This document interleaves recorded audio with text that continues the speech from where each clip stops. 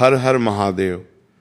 भक्तों, भले ही सावन सोमवार का व्रत रखना या न रखना, लेकिन सावन के चौथे और सबसे महत्वपूर्ण आखिरी सोमवार के दिन शिवलिंग से एक गुप्त चीज लिए बिना घर मत लौटना। मान्यता है कि जो भक्त सावन के चौथे यानी अंतिम सोमवार के दिन श्रद्धा और नियम पूर्वक इस गुप्त चीज को अपने घर लेके आता है, उसके घर में भगवान शिव और माता पार्वती की विशेष कृपा बनी रहती है। जीवन की अनेक परेशानियां धीरे धीरे समाप्त होने लगती हैं और सुख समृद्धि का आगमन होता है।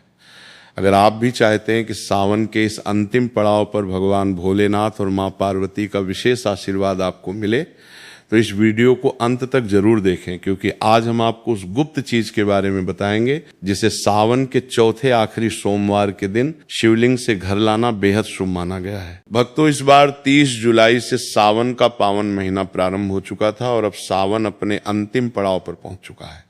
सावन का तीसरा सोमवार 17 अगस्त को था और चौथा तथा अंतिम सोमवार 24 अगस्त को पड़ने जा रहा है। ये अंतिम सोमवार अपने आप में अत्यंत सिद्ध, शुभ और फलदायी माना जाता है। धार्मिक मान्यताओं के अनुसार इस दिन भगवान शिव और माता पार्वती की पूजा अर्चना करने से कई गुना अधिक पुण्य फल प्राप्त होता है। ऐसे में एक ऐसी गुप्त वस्तु है जिसे शिवलिंग के पास से विधि विधान के साथ घर लाना अत्यंत शुभ माना गया है। तो ऐसे में सावन के इस आखिरी सोमवार के विशेष अवसर पर इस बात को बिल्कुल भी नजरअंदाज मत करना, आगे आपकी मर्जी। दोस्तों देखिए, बात ऐसी है कि हमारी जिम्मेदारी सिर्फ आपको सही और धार्मिक जानकारी देने की है। अब ये आपके ऊपर है कि आप इस बात को मानते हैं या नहीं।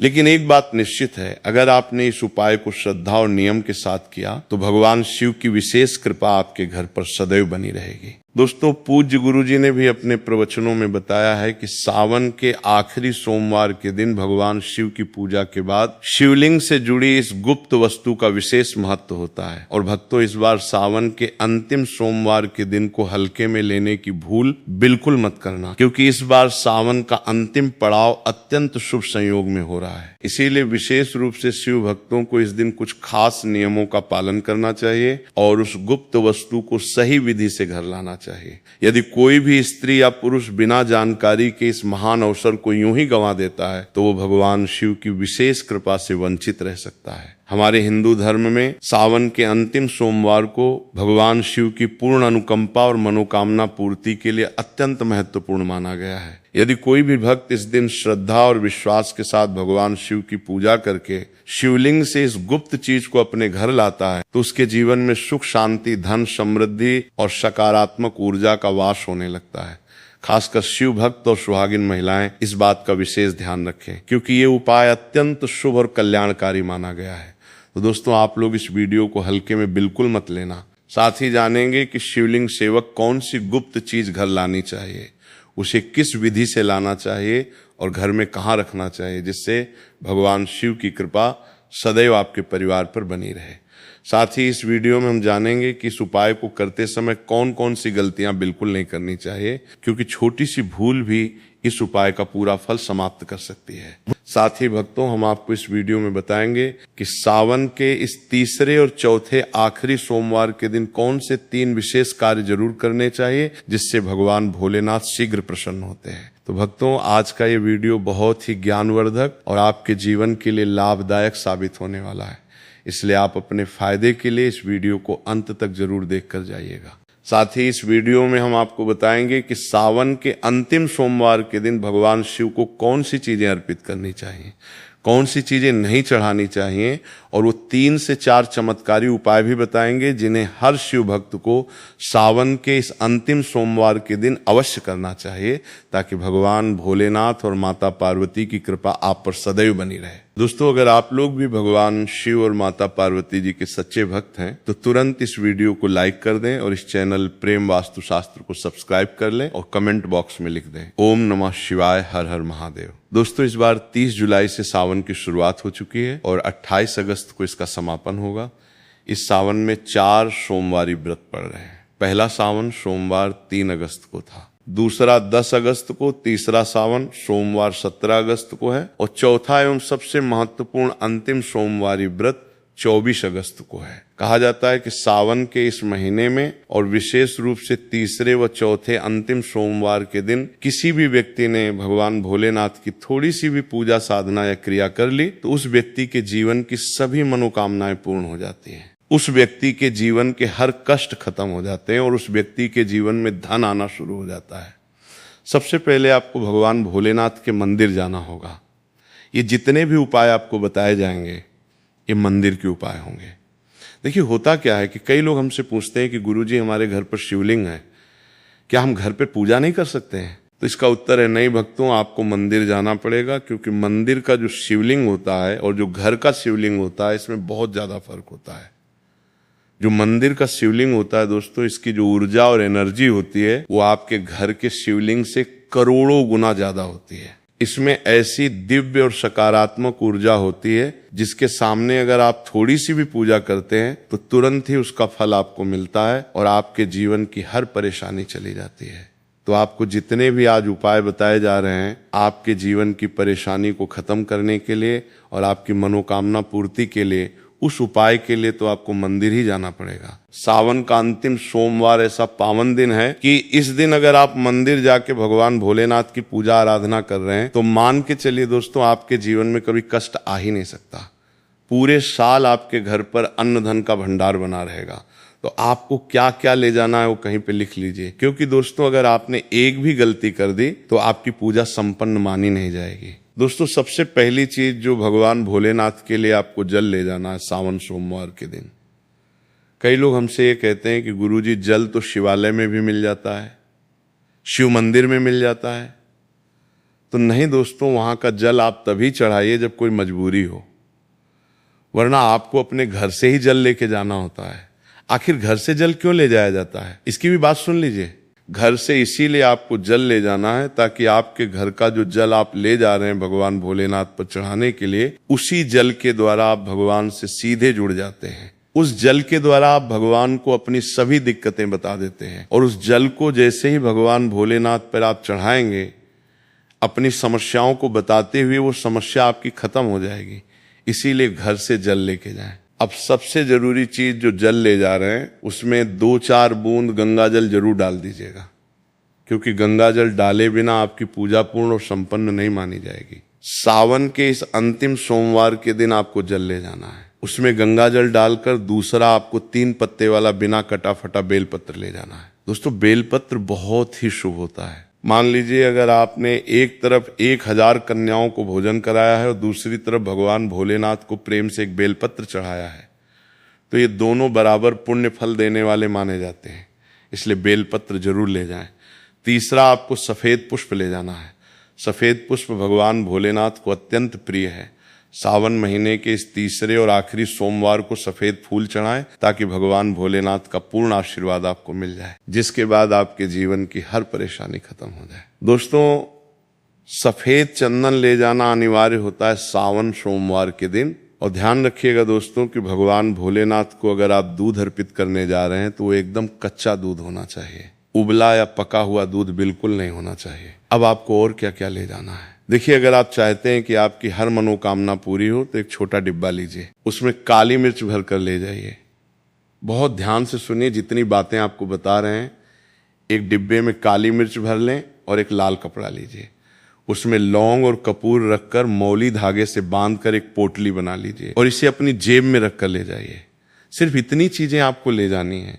सावन के इस अंतिम सोमवार को अब आपको पूजा कैसे करनी है, चलिए आपको बताते हैं। बहुत ध्यान से अंत तक देखिएगा और जितनी भी चीजें आपको बताई जा रही हैं, इन चीजों को आपको ले जाना है और शिवालय से वापस लेके आना है अपने घर पे, ताकि आपको धन की प्राप्ति हो सके और आपकी कोई भी मनोकामना हो वो पूर्ण हो जाए। भक्तों आप पहले जाएंगे मंदिर, सबसे पहले आपको इस बात का ध्यान रखना है कि मंदिर जाने से पहले काले या गहरे नीले रंग के कपड़े पहनकर मंदिर न जाएं, वरना पूजा का फल प्राप्त नहीं होगा। सबसे पहले आपको ये करना है कि पतली धार बनाते हुए जल भगवान भोलेनाथ को अर्पित कर देना है। बहुत ध्यान से सुनिएगा भक्तों, पतली धार बनाते हुए भगवान भोलेनाथ को जल अर्पित करना है। अब आपको ये करना है दोस्तों कि भगवान भोलेनाथ को चंदन लगाना है। चंदन लगाने के बाद भगवान भोलेनाथ पर 3 पत्ते वाला बेल पत्र अर्पित करना है। 3 पत्ते वाला बेलपत्र रखने के बाद आपको भगवान भोलेनाथ पर सफेद पुष्प अर्पित कर देने हैं। सिर्फ इतना आपको करना है। कच्चा दूध अगर आप चढ़ाना चाहते हैं तो दूध भी आप अर्पित कर सकते हैं।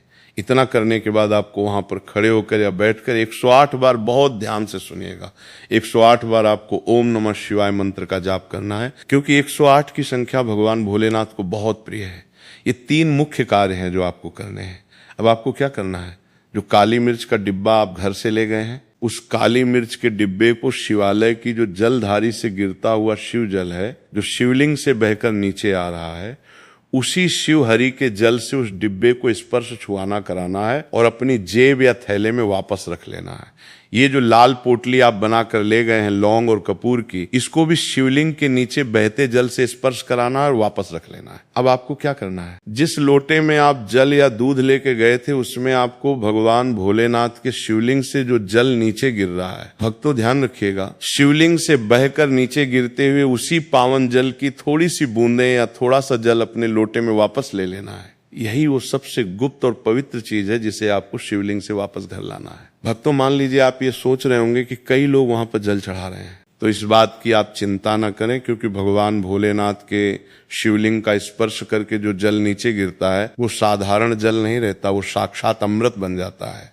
कहा जाता है कि अनेक देवी देवता शिवालय में अदृश्य रूप में उपस्थित रहते हैं ताकि शिवलिंग से गिरता हुआ जल धारण कर सके। इतना पवित्र होता है शिवलिंग से गिरता हुआ जल। तो शिवलिंग से गिरते हुए इस पावन जल को आपको अपने लोटे में ले लेना है, भले ही थोड़ी सी बूंदें मिल जाएं। अब आपको घर वापस आना है जो जल आप लोटे में लेके आए हैं। भक्तों, घर आते ही अपने घर के सभी सदस्यों के ऊपर उस जल की थोड़ी थोड़ी बूंदें प्रोक्षण कर दें, छिड़क दें। घर के हर कोने में उस जल को छिड़क दें और घर के मुख्य द्वार पर उस जल की बूंदें छिड़क दें। इतना आपने कर दिया तो मान के चलिए पूरे साल आपके घर पर कोई नकारात्मक शक्ति प्रवेश नहीं कर पाएगी। आपके घर पे कोई काला जादू या तंत्र विद्या करवाने की कोशिश भी करेगा तो वो निष्फल हो जाएगी। आपके घर से दरिद्रता और नकारात्मकता दूर चली जाएगी और साक्षात सकारात्मक ऊर्जा का वास हो जाएगा। अब ये जो काली मिर्च आप भगवान भोलेनाथ जी के शिवलिंग के जल से स्पर्श करा कर लाए हैं, इसको अपने घर के पूजा घर में सुरक्षित रख दें। इस काली मिर्च के डिब्बे में से 2 दाने निकालकर जब भी आप किसी बड़े शुभ कार्य के लिए निकले, जैसे बिजनेस मीटिंग के लिए जा रहे हो, नौकरी के इंटरव्यू के लिए जा रहे हो, या किसी कोर्ट कचहरी व बड़े काम के लिए जा रहे हो, तो उन काली मिर्च के दानों को घर के मुख्य द्वार से बाहर फेंककर पैर से दबाकर निकल जाइए। मान के चलिए आपके काम में जो भी बाधाएं आने वाली होंगी वे बाधाएं भगवान भोलेनाथ के आशीर्वाद से अपने आप हट जाएंगी और आप जिस कार्य के लिए भी जाएंगे उसमें आपको 100% सफलता मिलेगी। दोस्तों, भगवान भोलेनाथ का यहाँ पर आपको साक्षात आशीर्वाद मिलेगा। सावन के इस तीसरे और चौथे आखिरी सोमवार के दिन यदि आप शिवलिंग पर गन्ने का ताजा रस अर्पित करते हैं तो माता लक्ष्मी आपके घर में साक्षात स्थिर हो जाती है और दरिद्रता कितनी भी बड़ी हो या कर्ज का पहाड़ कितना भी ऊंचा हो, वो महादेव के सामने घुटने टेक देता है। यदि आपको लगता है कि आपके घर में पितृदोष है या राहु केतु की महादशा चल रही है या बनते काम ऐन वक्त पर बिगड़ जाते हैं, तो जल के अंदर थोड़े से काले तिल मिला के ओम नमः शिवाय का 108 बार जाप करते हुए सावन के अंतिम सोमवार को शिवलिंग पर अर्पित करें। अब बात करते हैं शिव जी के सबसे प्रिय और दिव्य फल धतूरे की। लोग अनजाने में पैरों से कुचलकर जितने मर्जी धतूरे शिवलिंग पर चढ़ा देते हैं, जो कि पूरी तरह गलत और वर्जित है। शास्त्रों के अनुसार शिवलिंग पर धतूरा हमेशा विषम संख्या में ही चढ़ाना चाहिए, जैसे कि केवल 1, 3 या 5 धतूरा असल में इंसान के भीतर छिपे काम, क्रोध, लोभ, मोह और अहंकार रूपी जहर का प्रतीक है। जब आप विषम संख्या में धतूरा चढ़ाते हैं तो आप अपनी इन मानसिक बुराइयों को महादेव के चरणों में सौंप रहे होते हैं। इसके साथ ही सावन के इस अंतिम सोमवार में पंचामृत का भोग लगाना चाहिए, जिसमें शुद्ध गाय का कच्चा दूध, गाढ़ा दही, घर का शुद्ध घी, शहद और मिश्री शामिल हो। ये सभी सामग्री शिव जी को अत्यंत तृप्त करती है। लेकिन याद रखें कि पंचामृत में कभी भी बाजार के डिब्बा बंद या मिलावटी चीजों का इस्तेमाल भूलकर भी ना करें। सावन के महीने में बेल पत्र का महत्व तो बच्चा बच्चा जानता है, लेकिन बेल के वृक्ष की जड़ में जो तांत्रिक, सुरक्षात्मक और अलौकिक शक्तियां होती हैं उसके बारे में बहुत कम लोग जानते हैं। सावन के तीसरे या चौथे आखिरी सोमवार को सुबह सूर्योदय से पहले उठकर स्नान करके बेल के प्राचीन वृक्ष के पास जाएं। वहां धूप दीप जलाकर प्रार्थना करें और उसकी जड़ का एक छोटा सा टुकड़ा लकड़ी या हाथ से प्यार से मांग कर ले आए। उस टुकड़े को गंगाजल और गाय के कच्चे दूध से धोकर पहले शिवलिंग से स्पर्श कराएं और फिर उसे महादेव का प्रसाद मानकर वापस ले लें। इसके बाद उस टुकड़े को चांदी, तांबे या पीतल के किसी ताबीज के अंदर भरकर काले या लाल धागे की मदद से अपने गले में या दाहिनी बाजू पर बांध लें। ये कोई साधारण लकड़ी नहीं रह जाती, ये साक्षात महादेव का त्रिशूल और सुरक्षा कवच बन जाती है। इस ताबीज को धारण करने के बाद दुनिया की कोई भी बुरी नजर, टोना टोटका, भूत प्रेत या नकारात्मक शक्ति आपके आसपास भी नहीं भटक सकती। यदि आपको रात में डरावने सपने आते हैं, अचानक छाती पर भारीपन महसूस होता है या आपको लगता है कि आपके ऊपर किसी ने कुछ करवा दिया है, तो इसे पहनने के बाद आपका रुका हुआ कारोबार, आपकी नौकरी और आपका जीवन बहुत तेजी से सफलता की ऊंचाइयों की ओर बढ़ने लगेगा। सावन के अंतिम सोमवारी व्रतों में वैवाहिक जीवन के कड़े नियम और महादेव की परीक्षा के संकेत को समझना बेहद जरूरी है। भगवान शिव और माता पार्वती इस पूरी सृष्टि के सबसे आदि और सबसे आदर्श पति पत्नी हैं। इसलिए सावन के व्रत में पति के आपसी व्यवहार और मानसिक पवित्रता का बहुत गहरा संबंध होता है। जो पति पत्नी सावन के महीने में या विशेषकर तीसरे और चौथे आखिरी सोमवार के व्रत के दिन आपस में गाली गलौज करते हैं, एक दूसरे को नीचा दिखाते हैं, ताने मारते हैं या आपस में भयंकर लड़ाई, झगड़ा और क्लेश करते हैं, उन्हें सावन का व्रत रखने का कोई पुण्य प्राप्त नहीं होता। यदि ऐसी अशांत स्थिति में आप भूखे रहकर व्रत रखते भी हैं तो महादेव आपके उस व्रत को कभी स्वीकार नहीं। आपका भूखा रहना केवल एक शारीरिक कष्ट बनकर रह जाता है और आपके पुण्य की सारी ऊर्जा उसी क्षण नष्ट हो जाती है। शास्त्रों के अनुसार देवी देवता हमेशा पति पत्नी के प्रेमपूर्ण जोड़े की सामूहिक सकारात्मक ऊर्जा से ही प्रसन्न होते हैं। यदि आपका पति आपसे प्यार से बात करके या आपकी सहमति से किसी काम के सिलसिले में नौकरी या बाहर गया है, तो पत्नी घर पर रहकर पूरी निष्ठा से सावन के आखिरी सोमवार का व्रत रख सकती है। लेकिन यदि दोनों के बीच भयंकर